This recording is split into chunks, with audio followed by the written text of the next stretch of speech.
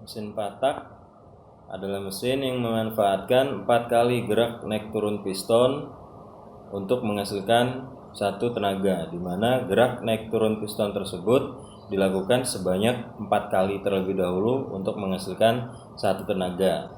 Langkah pertama atau gerak pertama piston yaitu gerak di mana piston melakukan langkah hisap. Diawali dari gerak piston dari titik mati atas menuju ke titik mati bawah.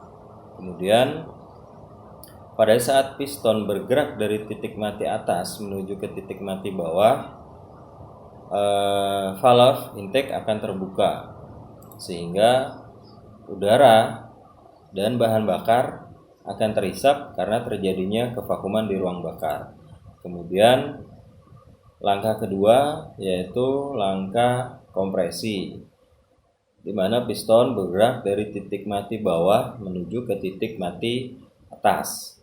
Pada saat langkah ini terjadi, valve intake yang awalnya tadi terbuka sekarang akan tertutup dan valve exhaust masih dalam keadaan tertutup. Kemudian langkah ketiga yaitu langkah power, di mana sesaat sebelum piston mencapai titik mati atas ketika langkah kompresi tadi, busi akan membersihkan bunga api. Ketika busi membersihkan bunga api, bahan bakar dan udara tadi yang dikompresi akan terbakar sehingga akan menghasilkan ledakan, di mana ledakannya tersebut akan dimanfaatkan untuk mendorong piston bergerak ke bawah. Kemudian langkah terakhir yaitu langkah buang, di mana piston akan bergerak lagi dari titik mati bawah menuju ke titik mati atas.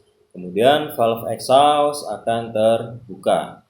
Pada saat valve exhaust terbuka, sisa hasil dari proses pembakaran ini akan dipaksa untuk keluar, diarahkan menuju ke muffler atau knalpot. Nah, kemudian setelah langkah exhaust, maka gerak piston akan kembali ke langkah awal lagi, yaitu langkah intake. Jadi kesimpulannya, 4 kali gerak naik turun piston menghasilkan 2 kali putaran crankshaft dan 1 tenaga. Untuk mendapatkan 1 tenaga, piston harus bergerak sebanyak 4 kali terlebih dahulu, yaitu langkah hisap, kompresi, power, dan buang. Ketika langkah hisap dan kompresi, piston menghasilkan 1 kali putaran crankshaft. Kemudian ketika langkah power dan buang, crankshaft akan berputar lagi 1 kali. Jadi 4 kali langkah kerja piston menghasilkan 2 kali putaran crankshaft dan 1 tenaga. Jadi itu untuk engine 4 tak. Kemudian untuk engine 2 tak bagaimana? Oke, untuk engine 2 tak sedikit berbeda dengan engine 4 tak, di mana proses terjadinya pembakaran itu piston cukup melakukan langkah kerja sebanyak 2 kali.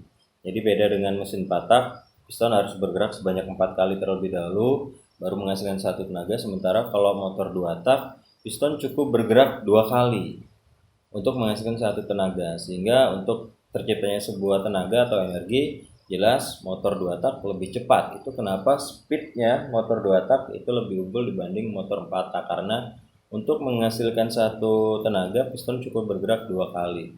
Kemudian cara kerjanya seperti apa? Ini juga berbeda dengan motor 4 tak. Jadi motor 4 tak tadi piston harus bergerak dari atas dulu untuk kemudian bergerak ke bawah untuk melakukan langkah hisap. Kalau motor 2 tak berbeda. Jadi motor 2 tak untuk 1 kali gerak piston di situ ada 2 langkah kerja. Jadi 1 kali gerak piston itu menghasilkan melakukan 2 langkah kerja. Piston itu bergerak awalnya juga bukan dari atas turun ke bawah, tapi dari bawah naik ke atas. Ketika piston bergerak dari bawah naik ke atas, di sisi crankcase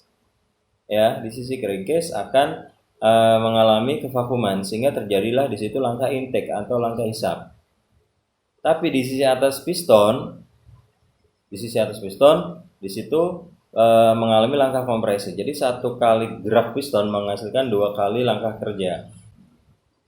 Itu langkah pertama. Kemudian pada saat piston mencapai titik mati atas, si busi akan memberikan percikan bunga api, sehingga bahan bakar yang di sisi atas piston akan mengalami ledakan, mengalami pembakaran. Jadi pada saat piston bergerak dari bawah ke atas, di situ ada langkah hisap dan langkah kompresi. Kemudian sebelum langkah kompresi dan hisap berakhir, busi memberikan percikan bunga api, sehingga terjadi langkah kedua, yaitu langkah power. Dan langkah power tersebut menyebabkan piston bergerak ke bawah. Pada saat piston bergerak ke bawah, perhatikan bahan bakar yang tadi awalnya terhisap akan mengalami peningkatan tekanan sehingga bahan bakar tersebut harus dirilis, maka bahan bakarnya akan diarahkan melalui transfer port untuk menuju ke sisi atas ruang bakar.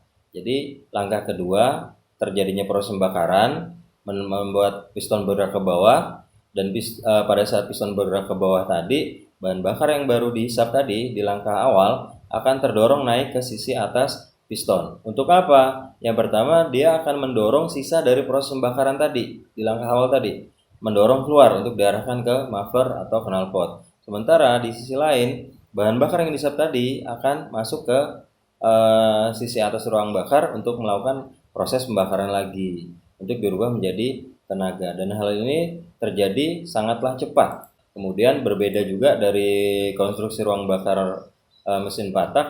Di mesin 2 tak tidak dilengkapi dengan valve di intake-nya dan di exhaust-nya.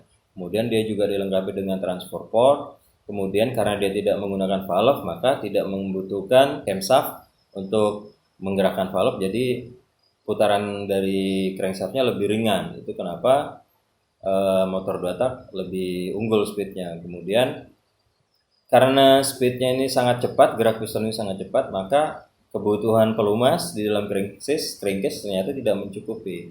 Oleh karena itu motor 2 tak biasanya dilengkapi lagi dengan oli samping untuk menunjang pelumasannya, sehingga kebutuhan pelumasnya itu tercukupi. Kadang bahan bakarnya juga kita campur dengan oli. Tujuannya sih sebenarnya untuk memenuhi kebutuhan pelumasan di komponen ruang bakar karena geraknya sangat cepat. Baik, itu tadi penjelasan tentang perbedaan dari mesin 4 tak dan mesin 2 tak. Silakan teman-teman bisa komen jika ada yang harus ditanyakan. Baik, saya Iri. Terima kasih atas waktunya. Assalamualaikum warahmatullahi wabarakatuh. Selamat pagi dan salam sejahtera untuk kita semua.